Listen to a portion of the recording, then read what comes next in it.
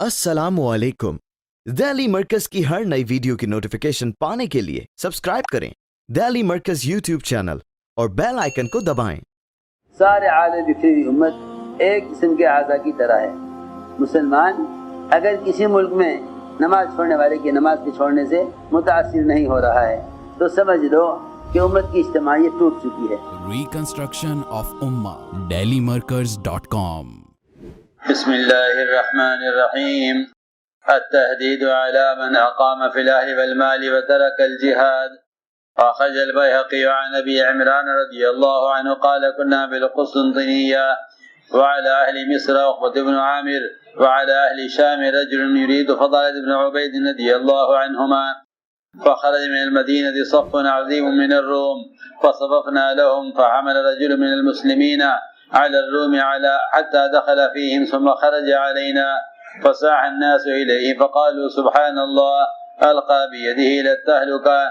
فقام أبو أيوب الأنصاري رضي الله عنه صاحب رسول الله صلى الله عليه وسلم فقال يا أيها الناس إنكم لتؤولون هذه الآية على هذا التأويل، إنما أنزلت هذه الآية فينا معشر الأنصار، إنا لما أعز الله دينه وكسر ناصروه فقلنا فيما بيننا بعضنا لبعض سرا من رسول الله صلى الله عليه وسلم إن أموالنا قد ضاعت، فلو أقمنا فيها فأصلحنا ما ضاع منها، فأنزل الله عز وجل يرد علينا ما هممنا به، فقال أنفقوا في سبيل الله ولا تلقوا بأيديكم إلى التهلكة، فكان التهلكة في الإقامة التي أردنا أن نقيم في أموالنا نصلحها، فأمرنا بالغزو، فما زال أبو أيوب رضي الله عنه غازيا في سبيل الله حتى قبضه الله عز وجل.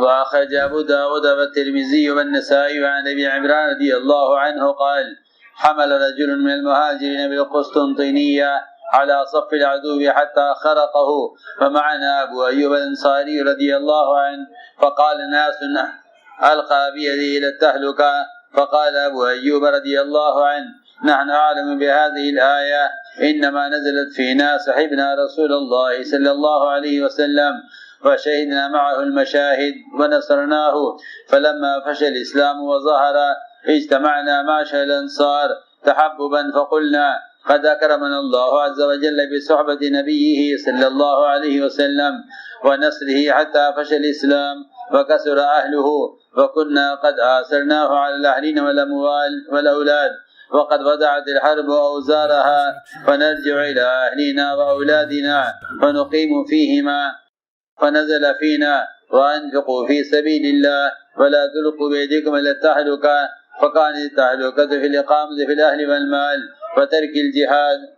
وأخرجه أيضا عند ابن حميد في تفسيره، وابن أبي حاتم وابن جرير وابن مردويه وأبو يعلى في مسنده وابن حبان في صحيحه والحاكم في مستدركه، وقال الترمذي حسن صحيح غريب، وقال الحاكم على شرط الشيخ ولم يخرجا، كذا بتفسير ابن كثير. میرے دوستو بزرگ عزیزو، اس امت کا امتیاز دعوت میں ہے، اس امت کا امتیاز دعوت سے ہے، اس لیے کہ قرآن حدیث اس بات کے گواہ ہیں کہ یہ امت دعوت اللہ کے بغیر افضل امت نہیں ہو سکتی۔ دوسروں کو خود چل کر جا کر دعوت دینا، ان کو دعوت دے کر اپنے ماحول میں لانا، یہ اس امت کے افضل امت ہونے کے لیے شرط ہے۔ گویا یہ بات مسلم ہو گئی کہ اس نقل و حرکت اور دعوت کے بغیر یہ امت افضل امت نہیں ہو سکتی۔ ہم اگر اس کام کو اس بنیاد پر سوچیں جو میں عرض کر رہا ہوں، پھر تو آپ کو خروج کا، گشت کا، ملاقاتوں کا، مسجد کی آبادی کا، ان سارے کاموں کے کرنے کی اہمیت پیدا ہوگی۔ اور اگر ہم یہ سمجھتے ہیں کہ یہ کام کوئی ہر ایک کے لیے ضروری نہیں ہے اور خیر کے کام اور بھی بہت سے خیر کے کام ہیں، تو بات ذہن میں رہے، یہ بات سب کے ذہن میں رہے کہ سارے خیر کے کام کر لینے سے بھی یہ امت افضل امت نہیں ہو سکتی جب تک یہ دعوت اللہ پر نہ آئے۔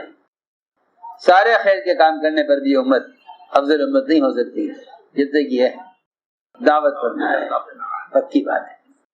اگر ہم اس کام کو قرآن اور حدیث میں اس بنیاد پر سوچیں تب تو اس کام کے سارے تقاضوں کی اور ان تقاضوں کے لیے وقت فارغ کرنے کی اہمیت پیدا ہوگی. اور اگر نفس کام ہی کی اہمیت نہیں ہے تو پھر اس کے تقاضوں کے پورا کرنے کے لیے اور باقی اہم کاموں کو اس کام کے لیے چھوڑنے کی استعداد پیدا نہیں ہوگی. میں نے عرض کیا کہ یہ اس امت کے افضل امت ہونے کی شرط ہے. اسے کہ لکھا ہے علماء نے کہ جو شخص اپنی ذات کی اصلاح میں لگا ہوا ہے اور پوری اس کی فکر کر رہا ہے لیکن دوسروں کو دعوت نہیں دیتا اور دوسروں کو عمل پر آمادہ نہیں کرتا. علماء نے لکھا ہے کہ صرف نفس کی اصلاح میں لگنا یہ اپنے ایمان کی تکمیل کے لیے کافی نہیں ہے جب تک دوسروں کو دعوت نہ دے. ہم نے عرض کیا کہ یہ اس امت کے افضل امت ہونے کی علامت ہے دعوت. دوسری بات یہ ہے ہم نے ایک بات عرض کی ہے کہ اس امت کا امتیاز دعوت میں ہے اور اگلی بات یہ ہے کہ اس دعوت کا امتیاز اور اس دعوت کی خصوصیت اور باقی ساری تحریکوں اور سارے طریقوں میں اس کام کا امتیاز اور اس کام کی خصوصیت وہ صرف خروج اور نقل و حرکت میں ہے. خروج اور نقل و حرکت یہ اس دعوت کے کام کا قوام ہے. دعوت کے کام کا قوام ہے. قوام اسے کہتے ہیں جس پر مدار ہوتا ہے کسی چیز کے انتظام کا، اسے قوام کہتے ہیں. خروج اور نفر دعوت کا قوام ہے. اگر خدا نہ کرے کام کرنے والوں میں خروج کی کمی ہے اور اللہ نہ کرے ان کو اپنے مقام پر رہ کر کام کرنا خروج کے مقابلے میں بہتر اور افضل اور اہم معلوم ہونے لگے تو پھر سمجھ لینا کہ دعوت تو یہ ہے نہیں. دعوت تو یہ نہیں ہے کہ جس میں خروج کو چھوڑ دیا جائے. دیکھو میں تم سے ضروری باتیں عرض کر رہا.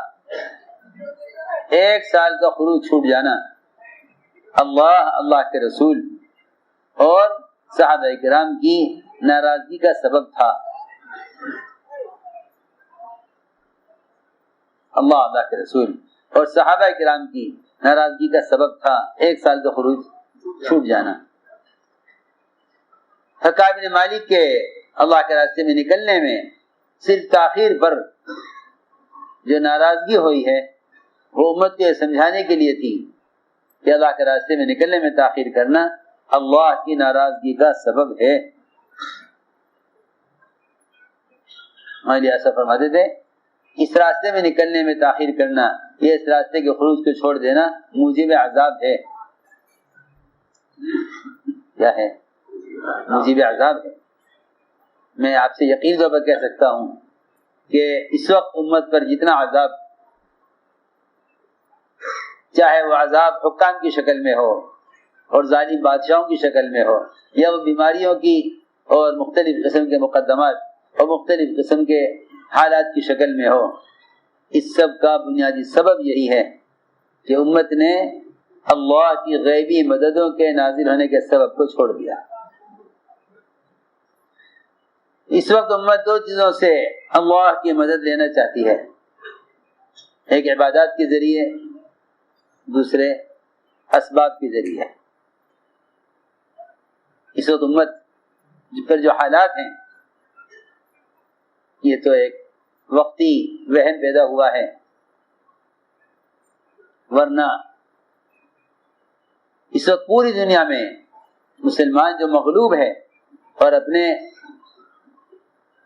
احکام شریعت پر عمل کرنے میں جو مجبور ہے، ان تمام حالات کے مقابلے میں اللہ تعالی کی مدد کے آنے کے لیے وہ دعوت شرط ہے. میں یہ عرض کرنا چاہتا ہوں اس وقت امت 2 چیزوں کو جمع کیے ہوئے ہے، عبادات اور اسباب. عبادات اور اسباب. حالانکہ اللہ رب العزت نے اس امت کی نصرت کا وعدہ وہ دین کی نصرت پر کیا ہے. انفرادی اعمال دین کی نصرت نہیں ہے. انفرادی اعمال دین کی نصرت نہیں ہے. ہمارے ایسا کا ملفوظ ہے، ملفوظات میں چھپا ہوا ہے کہ جو شخص اپنی ذات سے پورے دین پر چل رہا ہے وہ دیندار کہلائے گا مگر دین کا مددگار نہیں ہے. دین کا مددگار نہیں ہے. ہم نے عرض کیا کہ اس وقت کے حالات میں پوری امت اگر اللہ تعالیٰ کی وہ غیر مدد چاہتی ہے جو دور صحابہ میں نازل ہوئی تو اس کے لیے بنیادی شرط یہ ہے کہ امت دعوت پر آ جائے. چنانچہ حضرت نے حیات الصحابہ کو مرتب ہی دعوت کو سمجھانے کے لیے کیا تھا. ہمارے علماء حیات الصحابہ کے پڑھنے کا اجتماعی حلقوں میں اہتمام فرمائیں، چاہے وہ دعوت کے مراکز ہوں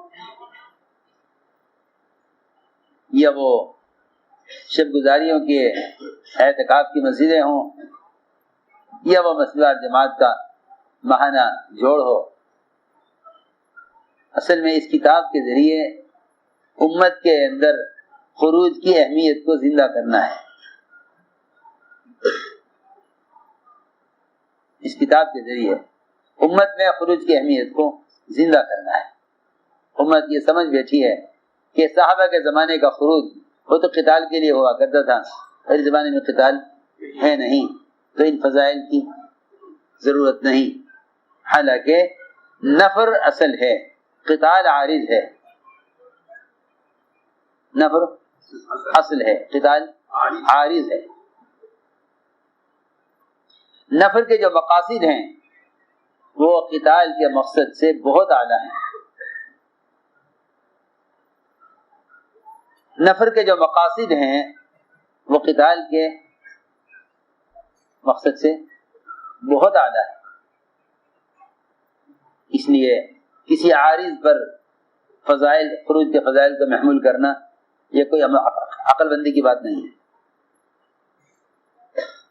ہم نے عرض کیا کہ خروج کے مقاصد قتال سے بہت اعلیٰ ہیں. کیوں؟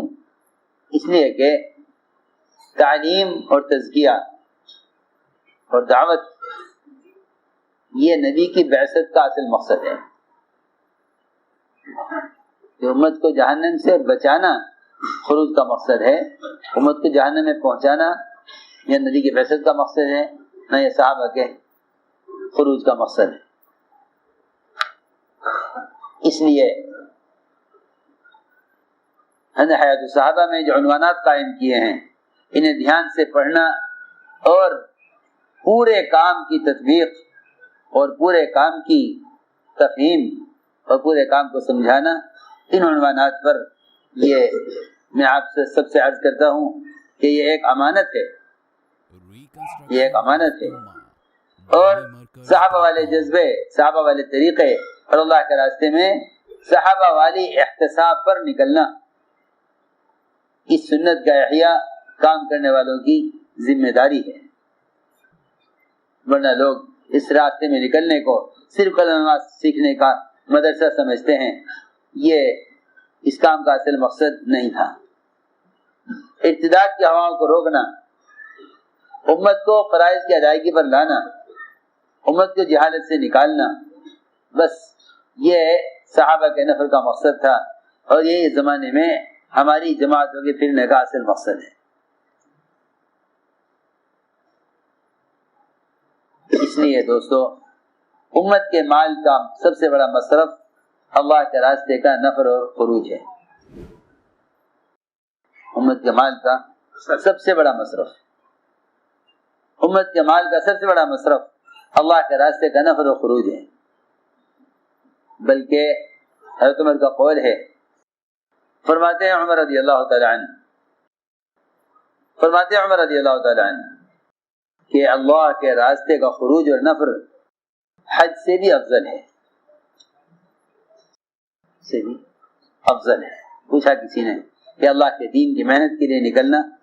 حضرت نے فرمایا کہ ہاں بے شک حج بہت اچھا کام ہے اور بڑے خیر کا کام ہے، لیکن میں کہتا ہوں کہ اللہ کے راستے میں اللہ کے دین کو قائم کرنے کے لیے نکلنا حج سے افضل ہے. اس کا کیا مطلب ہے؟ یا تو یہ کہ نفلی حج پر خرچ کرنے سے خروج پر خرچ کرنا افضل ہے.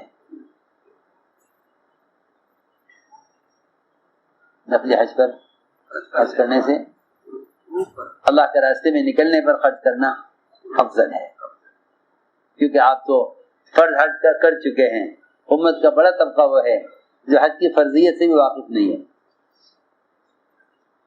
اور واقفیت کافی نہیں ہے، انہیں حج کے فریضے پر آمادہ کرنا یہ ہے ذمہ داری کا ادا ہونا. میں نے عرض کیا کہ صحابہ کرام کے مال کا سب سے بڑا مصرف اللہ کے راستے کی نقل و حرکت اور خروج تھا. اس لیے اللہ تعالی نے مال کے خرچ کرنے میں کمی کرنے پر کہیں دھمکی نہیں دی سوائے اللہ کے راستے میں نکلنے کے موقع پر مال خرچ نہ کرنے کے. سنو توجہ سے بات. اگر کوئی آدمی نذر صدقات نہیں کرتا ہے، نذر صدقات نہیں کرتا ہے لیکن زکات ادا کرتا ہے، اس کے لیے ہلاکت کی دھمکی نہیں ہے. لیکن جو شخص اللہ کے راستے میں نکلنے پر مال خرچ نہ کرے، سنو دھیان سے بات، جو اللہ کے راستے میں پھرنے پر مال خرچ نہ کرے. کتنے مالدار لوگ ہیں لیکن وہ اللہ کے راستے میں پھرنے پر مال خرچ نہیں کرتے. کتنوں کو اللہ نے وسعت بھی دی ہے، فرصت بھی دی ہے، لیکن وہ یہ نہیں سمجھتے کہ اللہ کے راستے میں پھرنا یہ مال کے خرچ کرنے کا سب سے بڑا مصرف اور سب سے بڑا راستہ ہے. میں نے عرض کیا کہ ہلاکت کی دھمکی ہے اس شخص کے لیے جو اللہ کے راستے میں پھرنے پر مال خرچ نہ کرے. اس لیے فرمایا وَأَنفِقُوا فِي سَبِيلِ اللَّهِ وَلَا تُلْقُوا بِأَيْدِيكُمْ إِلَى التَّهْلُكَةِ. میرے دوستو عزیزو، قرآن کو سمجھنے کے لیے صحابہ کو سمجھنا ضروری ہے، ورنہ لوگ اپنے حالات اپنی چاہت کے مطابق قرآن کی تفسیر کریں گے. قرآن کو سمجھنے کے لیے صحابہ کو سمجھنا ضروری ہے. صحابہ نے عنوان قائم کیا التحدید علی من اقام فی الاہل والمال وترک الجہاد. دھیان سے بات سننا. اللہ کی ڈانٹ اور دھمکی ان لوگوں کے لیے جو اپنے علاقوں میں، اپنے اہل میں، اپنے مال کمانے میں اور زراعت میں مشغول ہو جائیں اور اللہ کے دین کی محنت کو چھوڑ دیں. ان کے لیے اللہ تعالیٰ کی طرف سے دھمکی اور ان کے لیے اللہ کی طرف سے ڈانٹ. سنو، فرماتے ہیں عمران رضی اللہ تعالیٰ عنہ، ابو عمران کہتے ہیں کہ ہم قسطنطنیہ میں تھے اور اہل مصر بن عامر، اہل شام پر فضالہ ابن عبید. چنانچہ ایک آدمی نے روم کی صف پہ حملہ کیا اور باہر نکل آیا. لوگ چیخے، لوگوں نے کہا سبحان اللہ، دیکھو اس نے اپنے ہاتھوں اپنے آپ کو ہلاکت میں ڈال لیا. اس نے اپنے ہاتھوں اپنے آپ کو ہلاکت میں ڈال لیا. یہ سن کر اس موقع پر آیت پڑھی گئی اور وہ انصاری کھڑے ہو گئے. فرمایا کہ تم اے لوگو، تم اس آیت کی تفسیر غلط کر رہے ہو. یہ آیت اس موقع کی نہیں ہے، یہ آیت تو ہم انصار کے بارے میں نازل ہوئی تھی. سنو توجہ سے بات. فرما رہے ابو انصار رضی اللہ تعالیٰ عنہ کہ یہ آیت ہم انصار کے بارے میں نازل ہوئی تھی. ہم نے جب دیکھا کہ اللہ تعالیٰ نے اسلام کو قوت دے دی، اسلام قائم ہو گیا اور کام کرنے والا عملہ کافی ہو گیا، کام کرنے والا عملہ زیادہ ہو گیا، کام کرنے والا عملہ زیادہ ہو گیا، تو ہم نے آپس میں بیٹھ کر غور کیا، ہم نے ایک دوسرے سے کہا، حضور اکرم صلی اللہ علیہ وسلم سے چھپ کر ہم نے مشورہ کیا کہ ہماری دکانیں بند ہو گئیں، ہماری زمینیں سوکھ گئیں، ہمارے مکانات ٹوٹ گئے، بیوی بچوں کو ہم چھوڑ کر اور کاروبار کو چھوڑ کر پھرتے رہے، اگر ہم کچھ دن کے لیے مدینہ منورہ میں رہیں اور یہاں رہ کر اپنے کاروبار کو دیکھ لیں، اور جو اسباب کمائی کے اور جو اسباب معاش کے اور کھیتی باڑی کے ختم ہو گئے ہیں ان کو ذرا درست کر لیں۔ ابھی ہم نے کچھ عرصے کے لیے مدینے میں رہنا طے کیا تھا، اپنے کاروبار اپنی زمینوں کو درست کرنے کے لیے اللہ تعالی نے ہمارے اس غلط ارادے کا انکار کیا، اور اللہ نے ہمارے رد میں آیت نازل فرمائی تھی، وَأَنفِقُوا فِي سَبِيلِ اللَّهِ وَلَا تُلْقُوا بِأَيْدِيكُمْ إِلَى التَّهْلُكَةِ۔ لوگ فی سبیل اللہ کا مطلب یہ سمجھتے ہیں کہ بھئی اللہ کے رضا والے کاموں میں خرچ کرنے کے بہت سے راستے ہیں، یہ کیا ضروری ہے کہ آدمی خروج پر ہی خرچ کرے، اور بھی راستے خرچ کرنے کے ہیں۔ حالانکہ اس آیت میں تو صرف اللہ کے راستے کی محنت اور خروج پر ہی خرچ کرنا مراد ہے۔ حضرت تھانوی رحمۃ اللہ علیہ بھی اس آیت میں تخصیص کے قائل ہیں، حضرت تھانوی رحمۃ اللہ علیہ بھی اس آیت میں تخصیص کے قائل ہیں کہ ہاں اس سے اللہ کے راستے کے خروج پر خرچ کرنا ہی مراد ہے، کیونکہ آپ کو دیکھ رہے ہیں آپ واقعہ، اس میں انصار نے یہ نہیں کہا تھا کہ ہم بیواؤں پر، یتیموں پر، مسکینوں پر مال خرچ نہیں کریں گے، کہ اللہ نے کہا ہو کہ نہیں اللہ کے راستے میں خرچ کرو، حالانکہ ان کا ارادہ یہ نہیں تھا، یا ان کا ارادہ زکوٰۃ روکنے کا نہیں تھا، یا ان کا ارادہ بیواؤں یتیموں مسکینوں پر خرچ کرنے کا سے مال روکنے کا نہیں تھا، ان کا ارادہ اللہ کے راستے میں نکلنے میں کچھ دن کے لیے تاخیر کر کے مدینہ منورہ میں رہ کر اپنے کاروبار، اپنی کھیتی باڑی، اپنے زمینداری کو درست کرنا تھا۔ اللہ نے اس پر آیت نازل فرمائی، وَأَنفِقُوا فِي سَبِيلِ اللَّهِ، اللہ کے راستے میں پھرنے پر مال خرچ کرنے میں کمی مت کرو، ورنہ اپنے ہاتھ اپنے آپ کو ہلاکت میں ڈال لو گے۔ فرماتے ہیں ہلاکت یہ تھی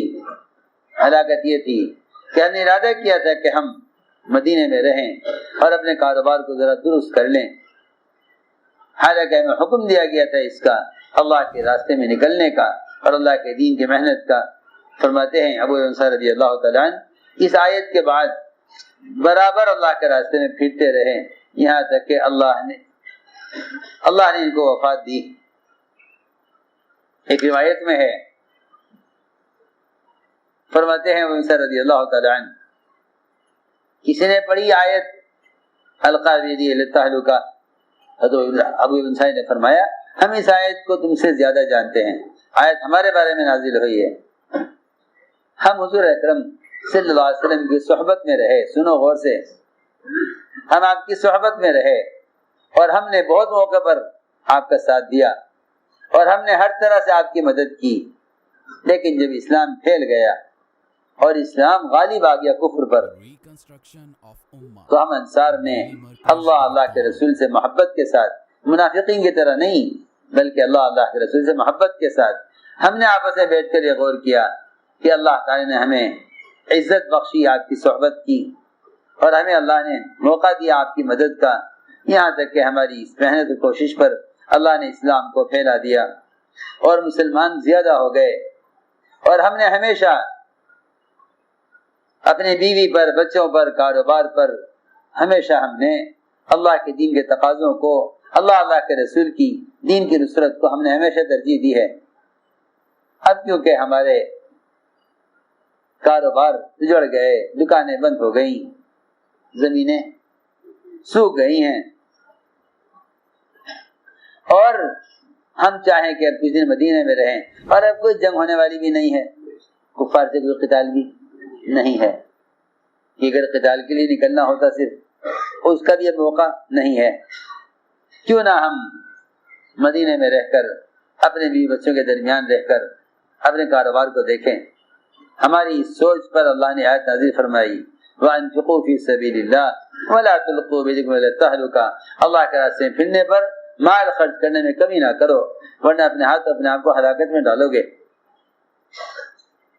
اور ہلاکت یہ تھی کہ ہم اپنے گھر والوں کے ساتھ اور مال اسباب میں مشغول ہو کر اللہ کے راستے کا خروج اور نفر کو چھوڑ دیں اور دین کی محنت کو چھوڑ دیں. یہ تھی وہ ہلاکت جو مدینے میں رہ کر آ جاتی. اس لیے عزم کرو کہ انشاءاللہ ہم استقامت کے ساتھ ہر حال میں خروج کو مقدم رکھیں گے. اللهم صل على سيدنا مولانا محمد وعلى آل سيدنا مولانا محمد كما صليت على إبراهيم وعلى آل إبراهيم إنك حميد مجيد. ربنا ظلمنا أنفسنا وإن لم تغفر لنا وترحمنا لنكونن من الخاسرين. اللهم إنا نستغفرك ونتوب إليك. اللهم إنا نستغفرك ونتوب إليك. اللهم إنا نستغفرك ونتوب إليك. ربنا آتنا في الدنيا حسنة وفي الآخرة حسنة وقنا عذاب النار. سبحان ربك رب العزة عما يصفون وسلام على المرسلين والحمد لله.